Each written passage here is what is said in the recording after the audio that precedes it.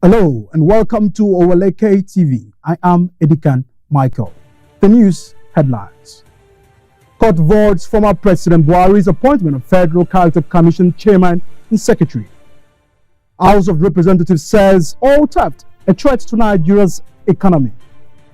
And in the foreign scene, no Gaza hostage released before Friday, Israel, United States said. And the world of sports, Super Falcons Jennifer in talks with Juventus women. Follow us on our social media handles at Oweleketv. Visit our website at www.oweleket.tv for a thrilling journey. Oweleketv, rising star at the fairground.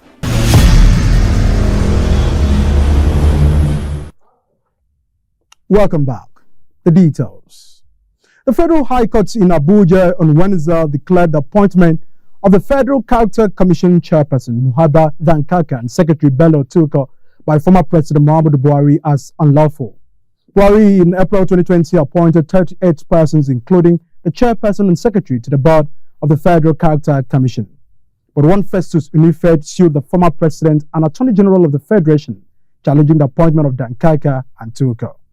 Delivering judgment on the matter on Wednesday, Justice Iyan Ekwo held that the former president did not comply with the provision of the Constitution and the FCC Establishment Act in the appointment of Diko and Dankaka. The Speaker of the House of Representatives, Honorable Tajin Abbas, yesterday inaugurated a special ad hoc committee on oil theft to investigate the growing spare of the pipeline vandalism as well as illegal oil bunkering and theft.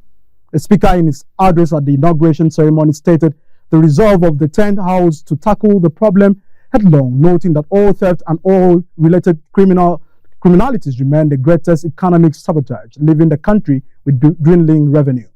Abbas lamented that Nigeria loses over 300,000 barrels of crude oil per day due to the theft, vandalism, and other criminal activities.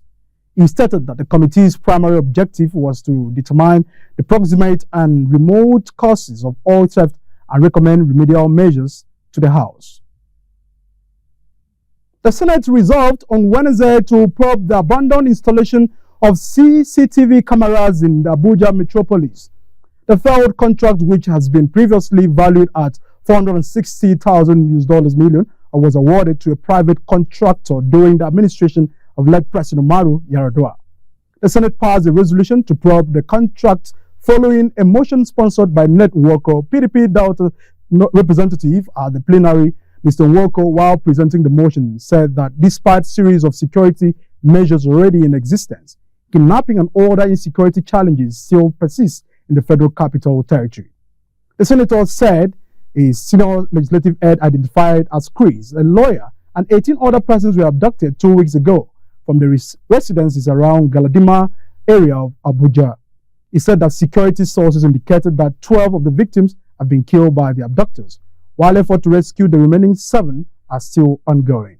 In the aftermath of the 2023 general elections, the Independent National Electoral Commission, INEC, the Nigerian Bar Association, NBA, and the police have concluded plans to prosecute no fewer than 1,076 electoral offenders arrested across 35 states during the exercise. This was as it emerged that about 18 cases filed involving financial crimes committed during the elections will be handled by the INEC and the Economic and Financial Crimes Commission. Also, the Independent Corrupt Practice and Other Related Offences Commission, ICPC. It was gathered has forwarded 1 case filed to INEC with regards to the polls, while 119 case files have been prepared. A breakdown of the distribution by state showed that Ebonyi has the highest number of cases, 64, involving 216 suspects. Edo State is second with 22 cases and 80 suspects, while Anambra is third with 12 cases involving 66 suspects. Similarly, Kaduna, which is fourth with 11 cases, has 36 suspects. Adamawa ranks fifth with 10 cases, 17 suspects. While Kano, Rivers, and Osun State share the fifth position with 9 cases apiece involving 74,068 and 47 suspects respectively.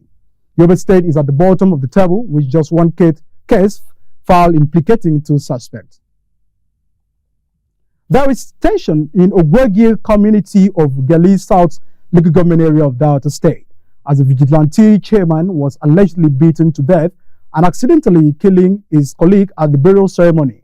It was gathered that this vigilante chairman, identified as Lucky, was shooting sporadically at the burial ceremony of a chief priest on Saturday, when one of the bullets hit his colleague Emmanuel, whose surname could not be ascertained. A security source said the way in the burial, the vigilante's chairman Lucky shot sporadically and a bullet hit a fellow member of the vigilante's Emmanuel.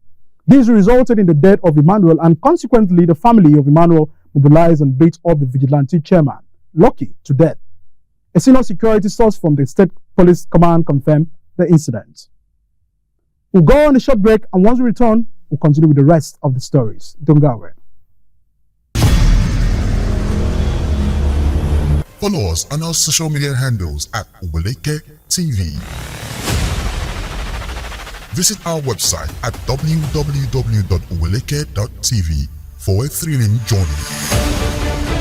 Oweleketv, rising star at the fairground.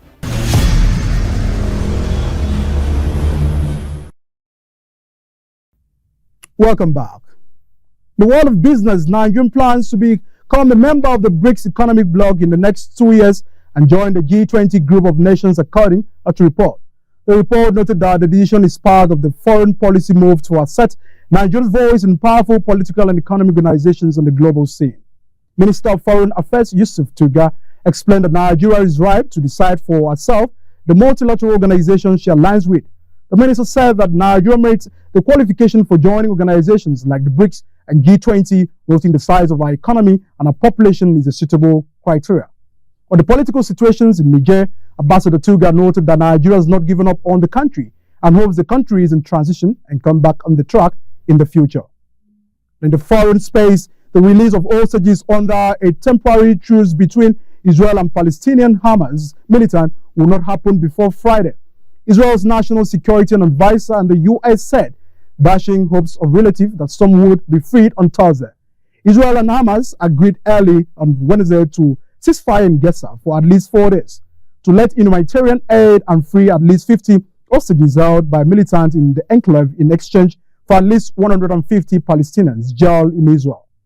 The starting time of the truce and release of hostages captured by Hamas during its October 7 attack on Israel has yet to be officially announced. An Egyptian security source said mediators had sought a start time of 10 a.m. on Thursday. Speaking on Thursday morning, Qatar's foreign ministry spokesperson Majid bin Mohammed Ali said an announcement on the beginning of the truce could come in the next few hours. Qatar has been mediating in the negotiation on the truce. And in entertainment, in the recent developments, renowned Nollywood actress Motola Jalide has taken to Instagram to call out Turkish Airlines for what she perceives as discrimination against African travelers. During her extensive 40-hour flight, Omotola noted a glaring absence of Nigerian movie in the airline's entertainment offering. Expressing her dissatisfaction, she highlighted that only films from Turkey, Asia, Bollywood, Hollywood, and the Middle East were featured. The actress, known for her prolific career in the Nigerian film industry, voiced concern over what she sees as a lack of representation for African content. Omotola emphasized that African travelers sometimes incur higher fees when journeying to other parts of the globe, and asserted that they deserve to be treated with honor and inclusivity. And in sports, Igegini was scouted by coach Randy Wildrums before she was called to the national team in 2020, and she's now featured in the 2023 FIFA Women's World Cup. As the Super Falcons midfielder Jennifer is closing a move to Italian giant Juventus women on a permanent deal. Igegini, 22, was born in the Netherlands and was raised in London, England, but opted to play football for the Super Falcons. Randy Waldrum and his staff scouted Igegini from the U.S. college circuit, midfielders in the country. Igegini, who has spent the last several years at Florida State University playing in collegiate system, is now ready to take the next step and join a professional squad in Europe and has been in talks with the Juventus since the summer. A move was scheduled to take place last summer but stalled due to her education, according to report. The return club has opened talks for the Nigerian ahead of a January transfer move. Igegini has 8 caps for the Nigerian national team and has scored 1 goal. She has featured as a French player at the FIFA Women's Cup in Australia, New Zealand last summer. And just before we go, a recap of our major headlines. Court voiced former President Buhari's appointment of Federal Character Commission Chairman and Secretary. House of Representatives says all theft a threat to Nigeria's economy. The foreign scene, no Gaza hostage released before Friday, Israel, United States says. And in sports, Super Falcons Jennifer will be beginning talks with Juventus women. And that's the package on our news bulletin. Kindly follow us on all our social media platforms at Oweleketv. Our website is oweleketv. I am Edikan Michael. Thanks for watching and have a wonderful day.